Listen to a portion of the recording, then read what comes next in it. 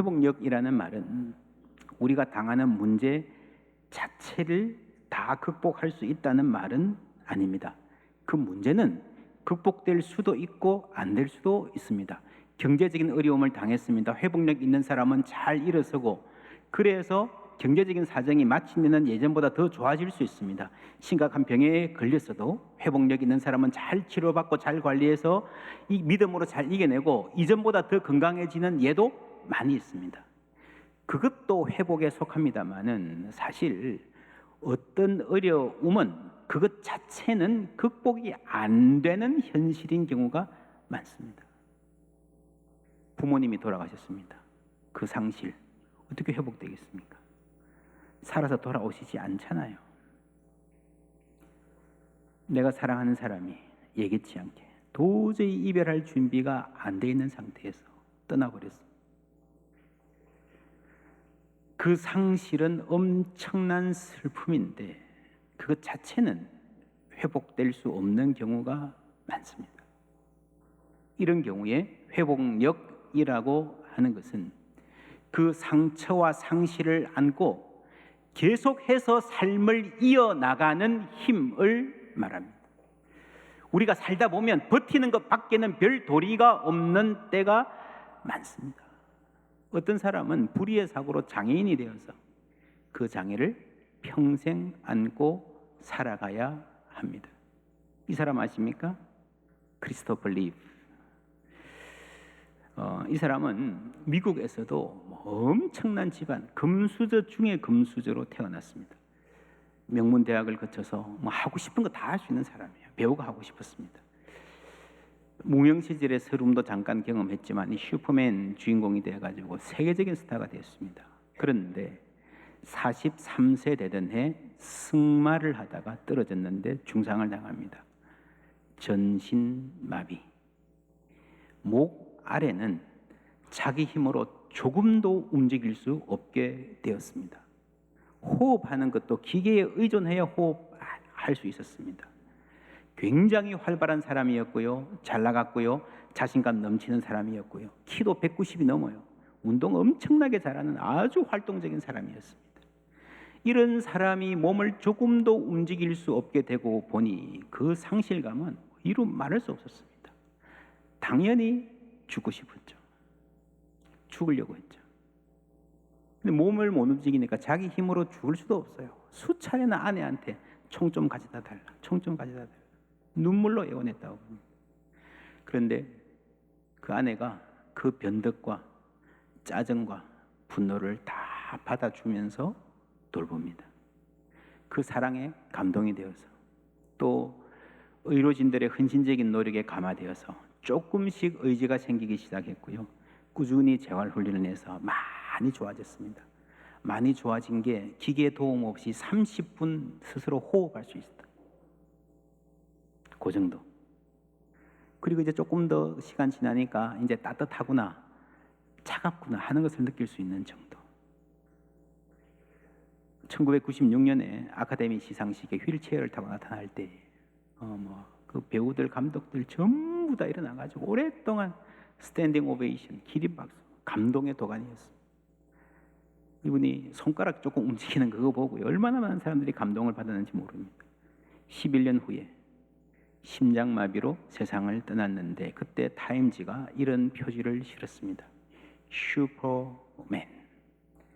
배역이 아니라 이 리브의 삶 자체가 진정한 슈퍼맨이었다라고 하는 기사를 실었습니다. 이분이 미국 마비환자연합 대표를 지냈고요. 국제장애인협회의 부대표를 맡았습니다. 열심히 활동하고 희망의 메시지를 전했습니다. 이분 덕분에 척수 손상에 대한 사람들의 관심이 늘어나고 후원금이 아주 많이 모이고요. 의학적 연구가 비약적으로 발전했다고 합니다. 그리고 수많은 마비 환자들이 이분을 보고 희망을 발견하고 재활 의지를 다졌습니다. 이 웃음, 환한 웃음이죠. 이 웃음이 좌절 가운데 있던 많은 사람들에게 희망을 주었던 것입니다. 김수영 시인도 말합니다. 바람보다 늦게 누워도 바람보다 먼저 일어나고, 바람보다 늦게 울어도 바람보다 먼저 웃는다. 먼저 웃는다. 이 웃음이 가능할까요? 여러분 본 적 있습니까? 바람이 그렇게 세차게 부는데 내 인생에 닥친 고난이 이렇게 혹독한데 웃을 수 있겠습니까? 성경은 가능하다고 말합니다. 2절 말씀 함께 읽습니다. 내 형제들아, 너희가 여러 가지 시험을 당하거든 온전히 기쁘게 여기라. 온전히 기쁘게 여기라. 시험을 당했는데 웃는 얼굴 상상할 수 있겠습니까? 저는 그렇게 생각해 봅니다. 이 글을 쓴 야고보는 예수님의 친동생입니다. 형님의 미소를 기억했을 것 같아요. 그들이 함께 자라던 가정에 왜 어려운 일이 없었겠습니까? 확실하게 알 수는 없지만 여러 가지 정황으로 미루어 보아서 예수님의 아버지 요셉은 일찍 돌아가신 것 같습니다. 아버지 없는 가정, 어머님 모시고 동생들을 데리고 삶을 꾸리면서 얼마나 고달팠겠습니까? 얼마나 많이 무시당하고 당황스러운 일 많았겠습니까? 그럼에도 그 형님 예수의 얼굴에 꽃피던 미소, 야고보는 기억했을 것입니다. 후에 예수님은 십자가를 지셨습니다. 그 참혹한 죽음을 앞두고도, 오해와 배신을 당할 일 앞두고도 깊은 평안을 보이셨습니다. 함께 읽습니다. 세상에서는 너희가 환난을 당하나 담대하라, 내가 세상을 이기었노라. 아멘. 예수님께 십자가를 두려워하는 마음, 불안한 마음 없었다는 말이 아닙니다. 우리와 똑같은 고난, 어려움 겪으셨습니다. 그럼에도 불구하고 그 너머를 바라보는, 그 너머에서 하나님이 하실 일을 바라보는 눈이 있었기 때문에 그 시험에 침몰되지 않았다는 것입니다. 역경을 당하지만 그 역경에 압도되지 않았다는 것입니다. 이 예수를 따르는 사람은 예수님의 평안을 선물로 받은 줄 믿습니다. 고린도후서 4장 말씀 함께 읽습니다. 우리가 사방으로 우겨쌈을 당하여도 쌓이지 아니하며 답답한 일을 당하여도 낙심하지 아니하며 박해를 받아도 버림바 되지 아니하며 거꾸러뜨림을 당하여도 망하지 아니하고 우리가 항상 예수의 죽음을 몸에 짊어짐은 예수의 생명이 또한 우리 몸에 나타나게 하려 함이라. 아멘. 예, 답답한 일을 당하여도 정말 답답해서 꼼짝할 수 없는 그런 상황에도 낙심하지 아니하고 거꾸로뜨림을 당하여도 넘어져도 아예 쓰러지지 아니하고 새롭게 일어나는 힘, 예수의 생명이 우리 안에 있기 때문인 줄 믿습니다. 내게 강 같은 평화, 내게 샘솟는 기쁨. 여러분 찬송 아시잖아요. 여러분 기독교 신앙의 가장 중요한 특징은요, 가장 소중한 자산은요, 기쁨이에요. 좋은 일만 생겨서 기쁜 게 아니라 환난 중에도 기뻐할 수 있는 능력을 하나님이 주신 줄 믿습니다. 학자들이 이 기쁨, 웃음에 대해서도 참 많이 연구했습니다. 연구가 지금 많이 쌓여 있습니다. 뒷셈 미소라는 개념이 있습니다. 이 두 사진이 있잖아요. 이 사진 중에 하나는 진짜 웃는 거고요, 하나는 웃는 척 하는 겁니다. 뭔지 아시겠습니까? 예, 그 다음 사진 볼까요? 예, 이것도 하나는 진짜 웃는 거고 하나는 웃는 척 하는 겁니다. 그 다음 사진, 예, 다 그런 사진들을 모아 이런 과정을 거쳐서 정말 활짝 좋아서 웃을 때 눈이 어떻게 바뀌는가, 턱이 어떻게 바뀌는가 연구를 많이 하니까요. 그 사진을 보면 진짜 웃는 것을 알아낼 수 있습니다. 가짜로 웃는 것은 어떤 웃음인가 하면요, 우리의 날개 대한항공. 미국 사람도 그런 말 있어요. Pan Am Smile이라고 합니다. 아주 옛날에 유명한 그 항공사였죠. Pan Am 항공사 승무원의 웃음. 그거는 억지로 웃어주는 웃음. 이 웃음을 연구한 연구 중에 아주 유명한 연구가 있습니다. 하커 앤 켈터너라는 두 학자가 밀즈 칼리지라는 졸업생 141명을 대상으로 사진을 찍어서 그 사진의 웃음을 연구했습니다. 30년간 연구 추적을 했는데요. 대학 졸업 즈음에 찍은 사진 보니까 141명 중에서 50명은 진짜 화난 그 소위 뒷셈 미소를 지었고요. 나머지는 마지못해 웃거나 조금 어설픈 인위적인 미소를 짓더라 하는 거예요. 이 사람들이 27세, 43세, 52세가 되었을 때 어떻게 살았나를 이렇게 잘 분석을 해봤습니다. 그랬더니 이 활짝 웃은 사람들은 그렇지 않았던 사람들보다 훨씬 더 평균적으로 건강하고요. 병원 신세를 진 적도 적고요. 결혼 생활 만족도도 높고 이혼율도 낮았습니다. 경제적인 면을 분석해 봐도요. 이 활짝 웃은 사람이 평균 소득이 훨씬 높더라. 이렇게 놀랍지 않습니까? 여러분 아이들 공부 열심히 시키면서 찡그리는 사람 만나면요. 그 소용없다는 이야기예요. 여러분 딱 봐도 예쁜 사람 있잖아요. 이 사진에서 진짜 예쁜 사람들 구분해가지고 20년, 30년 후에 어떻게 사는가, 소득 수준이 어떤가, 얼마나 행복한가 조사를 해봤어요. 그 결론은 뭔가 하면요. 예쁜 거하고 행복 수준하고는 별로 상관이 없더라. 기분 나쁘십니까? 예쁜 여러분들? 아이 기분 나빠. 그래서 여러분 총각들이 결혼해서 잘 살려면 예쁜 여자보다 잘 웃는 여자를 만나는 게 더 좋다. 이해가 되십니까? 더 좋은 거는 내가 잘 웃는 사람이 되는 것입니다. 기쁨이 우리를 인내하게 합니다. 3절 4절 함께 읽습니다. 이는 너희 믿음의 시련이 인내를 만들어내는 줄 너희가 알미라. 인내를 온전히 이루라. 이는 너희로 온전하고 구비하여 조금도 부족함이 없게 하려 함이라. 아멘. 여러분 우리가 시련을 만나서 기뻐하는 것은 시련 자체가 기쁘거나 만만하기 때문이 아니라 이 시련을 통해서 하나님이 나에게 무언가를 이루실 수 있음을 믿기 때문입니다. 너희로 온전하고 구비하여 조금도 부족함이 없게 하려 함이라. 이 말씀이 우리에게 소망이 되기를 주님의 이름으로 축원합니다.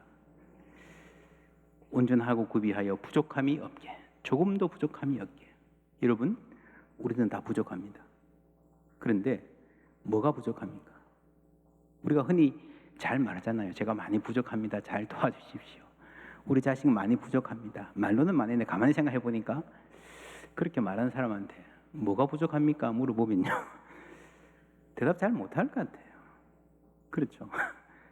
뭐가 부족합니까? 5절부터 함께 읽습니다. 너희 중에 누구든지 지혜가 부족하거든 모든 사람에게 후히 주시고 꾸짖지 아니하시는 하나님께 구하라. 그리하면 주시리라. 오직 믿음으로 구하고 조금도 의심하지 말라. 의심하는 자는 마치 바람에 밀려 요동하는 바다 물결 같으니 이런 사람은 무엇이든지 주께 얻기를 생각하지 말라. 두 마음을 품어 모든 일에 정함이 없는 자로다. 아멘. 예. 뭐가 부족합니까? 지혜가 부족합니다. 지혜가 부족합니다. 여러분 세상에서 가장 어리석은 사람은요. 스스로 지혜 있다고 생각하는 사람이에요. 내 생각이 맞고 내가 다른 사람들보다 더 똑똑하다고 생각하는 사람은 정말 어리석은 사람입니다. 제 말이 아니고 소크라테스의 말이 그거죠. 그렇죠? 우리는 지혜가 부족합니다. 그래서 어떻게 살아야 될지를 몰라요. 뭐가 잘 사는 건지 무엇을 목표로 살아야 될지 몰라요. 그래서 확신도 없고요. 그래서 왔다 갔다 하는 거예요. 두 마음을 품어 모든 일에 정함이 없는 자로다. 이렇게 기가 막힌 말 아닙니까? 두 가지 마음이 있어요. 두 가지 상반된 마음이 있는데 이 마음을 50대 50으로 그대로 갖고 있는 이런 걸 말하는 게 아니에요. 그냥 하루는 이리로 갔다가 하루는 저리로 갔다가 막 낙심하고 자살했다가 막 또 업돼서 교만하다가 왔다 갔다 하는 거예요. 바람에 밀려 요동하는 바다 물결 같으니라. 여러분 성공이 중요해요? 가족이 중요해요? 돈이 중요해요? 건강이 중요해요? 이거다 싶어서 막 매달리다가 또 이거 아니다 해서 저쪽으로 갔다가요. 인간관계도 그래요. 너무 좋아요 하다가 또 뭐 확 돌아서고요. 두 마음을 품어. 여러분, 성경의 말은 이런 사람은 하나님이 복을 주시고 싶어도 주실 수가 없다라고 하는 거예요. 이런 사람은 무엇이든지 주께 얻기를 생각하지 말라. 하나님이 복 주고 싶어도 복 줄 수가 없어요. 왠지 아십니까? 하나님 이거 주세요 기도하다가 그거 주면 그거 아닌데 나 저거 좋아요. 그렇죠? 왔다 갔다 하는 거예요. 여러분, 이런 사람 도와줘 봤습니까? 기가 막히는 거예요. 뭐 한다 그래서 도와준 거니까 왜 나한테 그때 그걸 도와주냐고 좀 막지 그러잖아요. 하나님이 복 주고 싶어도 복 줄 수 없는 사람이 있어요. 예, 제가 해보겠습니다. 자신 있습니다. 열심히 하겠습니다. 그래 놓고 좀 있으면 아닌 것 같아요. 내려놓아야 할 것 같아요. 그래서 하나님이 어떤 사람과 함께 하시는가 하면요, 이사야 26장 3절 함께 읽습니다. 주께서 심지가 견고한 자를 평강하고 평강하도록 지키시리니 이는 그가 주를 신뢰함이니이다. 아멘. 하나님이 평강 주시는 사람은 심지가 견고한 사람입니다. 누가 심지가 견고합니까? 하나님을 신뢰하는 사람입니다. 여러분, 상황에 초점을 맞추면요, 그 사람은 왔다 갔다 할 수밖에 없습니다. 사람의 상황이라는 게 워낙 그래요. 낮은 형제는 자기의 높음을 자랑하고 부한 자는 자기의 낮아짐을 자랑할지니. 낮은 형제, 여러분 바닥에 처할 때가 있잖아요. 내가 실패할 때 평소에 친하게 지내는, 정말 마음 터놓고 언제 만나도 막 마음이 잘 통해서 늘 만나고 싶은 그런 친구도요, 만나기 싫을 때가 있잖아요. 그 모임에 나가기 싫을 때가 있잖아요. 모든 사람으로부터 숨고 싶을 때가 있잖아요. 사람들이 다 나를 무시하는 것 같아, 피하는 것 같아, 인사도 잘 안 해. 성경 말씀은 그럴 때 더 당당하라는 것입니다. 반대로 성공할 때, 잘 나갈 때, 내가 최고다 싶을 때 그때 겸손해야 됩니다. 그것이 견고한 신앙입니다. 믿음 위에 선 사람은 좀 잘 된다고 촐랑대지 않습니다. 지금 실패하고 있다고 낙담하지 않습니다. 16절 17절 함께 읽습니다. 내 사랑하는 형제들아, 속지 말라.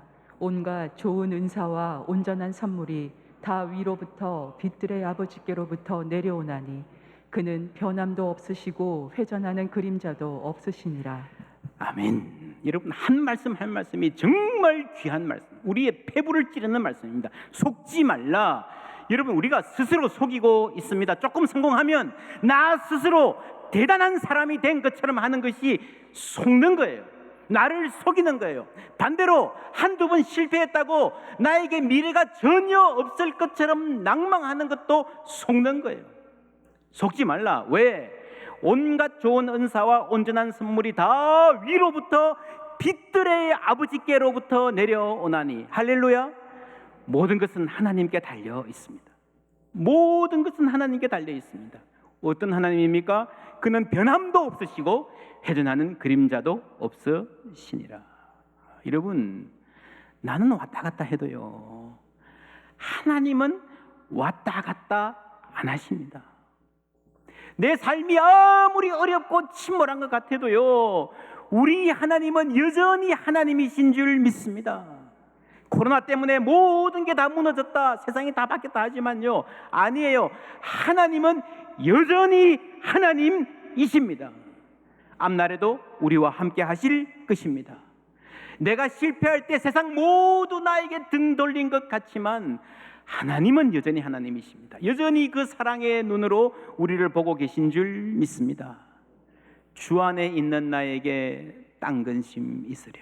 할렐루야. 어디에요? 주 안에. 나에게 근심 없습니다, 시기하게 살겠습니다, 그게 아니고요, 중요한 것은 주 안에요. 주 안에. 주 안에 있는 나에게. 주 안에. 내가 상황 안에 있으면, 상황 때문에 압도되어 있으면요, 아무리 잘 살아보려 그래도 상황이 바뀌면 왔다 갔다 할 수밖에 없어요. 올라갔다 내려갔다 할 수밖에 없어요. 그럴 때마다 멀미나고요. 그렇죠. 그러나 주 안에 있으면 주님은 변함도 없으시고 회전하는 그림자도 없으시기 때문에 견고할 줄 믿습니다. 여러분 아세요? 성공해도 나는 나고요, 실패해도 나는 나예요. 왜요? 하나님이 여전히 하나님이시기 때문입니다. 우리가 하나님 안에 있기 때문입니다. 빌립보서 4장 말씀 함께 읽습니다. 내가 궁핍함으로 말하는 것이 아니니라. 어떠한 형편에든지 나는 자족하기를 배웠노니 나는 비천에 처할 줄도 알고 풍부에 처할 줄도 알아. 모든 일 곧 배부름과 배고픔과 풍부와 궁핍에도 처할 줄 아는 일체의 비결을 배웠노라. 내게 능력 주시는 자 안에서 내가 모든 것을 할 수 있느니라. 아멘. 똑같은 말이죠. 비천과 풍부에도. 그게 나를 바꾸지 못한다는 거예요. 내게 능력 주시는 자 안에서 내가 모든 것을 할 수 있느니라. 똑같습니다. 내가 모든 것을 할 수 있느니라 라고 하는 담대한 자신감 있는 선언보다 더 중요한 것은 내게 능력 주시는 자 안에서. 할렐루야. 내가 주 안에 있다는 것을 아는 것입니다. 이 말은요, 내가 모든 것을 할 수 있느니라 이것만 너무 강조하면요, 그게 소위 말하는 포지티브 띵킹 아시죠? 적극적 사고방식. 잘 될 거야, 잘 될 거야, 걱정하지 마, 잘 될 거야. 아니에요. 여러분, 지금은요 인스턴트 시대입니다. 모든 슬픔과 고통에 대한 즉각적인 해결책, 기도해 해결될 거야, 좋아질 거야. 인스턴트 솔루션. 봉지만 뜯으면 3분 안에 배고픔 해결할 수 있는 시대. 전화만 들면 뭐든지 갖다 먹을 수 있는 시대. 더 이상 기다림이 필요 없는 시대 아닙니까? 기다림이 필요 없습니다. 그래서 우리가 약해진 거예요. 금방 지금 당장 인스턴트하게 해결이 안 되면 낙담하고 넘어지는 거예요. 기다림을 상실한 시대, 인내를 잃어버린 시대입니다. 야고보서가 참 귀한 성경인데, 야고보서 이런 많은 사람들이 행함을 떠올립니다. 사실은 야고보서에서 행함보다 훨씬 더 중요한 주제가 인내입니다. 시작하자마자 시련을 만나거든 이잖아요. 쭉 읽어보세요. 여러분, 전부 인내에 대한 이야기예요. 마지막 5장에 가서도 인내를 다시 거듭 강조합니다. 함께 읽겠습니다. 그러므로 형제들아, 주께서 강림하시기까지 길이 참으라. 보라, 농부가 땅에서 나는 귀한 열매를 바라고 길이 참아 이른 비와 늦은 비를 기다리나니, 형제들아, 주의 이름으로 말한 선지자들을 고난과 오래 참음의 본으로 삼으라. 보라, 인내하는 자를 우리가 복되다 하나니 너희가 욥의 인내를 들었고 주께서 주신 결말을 보았거니와 주는 가장 자비하시고 긍휼히 여기시는 이시니라. 엘리야는 우리와 성정이 같은 사람이로되. 인내하는 자를 우리가 복되다 하거니와. 계속 인내 이야기잖아요. 농부의 인내, 이른 비와 늦은 비를 목말라 기다리는, 성실하게 일하고 하나님의 은혜를 기다리는 농부. 구약 선지자들의, 우리 믿음의 선배들의 모든 삶의 여정도 고난과 오래 참음의 본이에요. 욥의 인내를 말합니다. 그리고 엘리야를 말해요. 여러분, 엘리야가 누굽니까? 대단한 용사죠. 히어로, 영웅이죠. 혀를 단신으로 스슬 푸른 독재 정권에 용감하게 맞서고 산을 까맣게 메운 그 우상 숭배의 기세등등한 선지자들 앞에서 조금도 기죽지 않고 담대하게 맞섰던 영웅입니다. 그런데 엘리야에게 그런 모습만 있습니까? 아니죠. 도망가고 비겁하게 숨고 눈물 찔찔 흘리고, 이게 뭡니까? 불평이나 하고 생명을 포기하려고 하고. 그렇죠? 나하고 별 다를 바 없는 사람이네요. 맞아요. 그 말을 하는 거예요. 그 말. 엘리야는 우리와 성정이 같은 사람이라. 교회가 하는 일, 성도들을 환난 중에 돌아보고 위로하고 하는 일 중요합니다. 그러나 저는 교회의 사역이 거기에 머물지 않기를 바랍니다. 환난을 당해도 침몰하지 않는 영적 군사, 그 역경과 역풍을 타고 오히려 독수리처럼 날아오르는 견고한 그리스도인으로 성도들을 훈련시킬 책임이 교회에 있다고 믿습니다. 예수의 생명이 우리 가운데 있기 때문에 우리는 할 수 있습니다.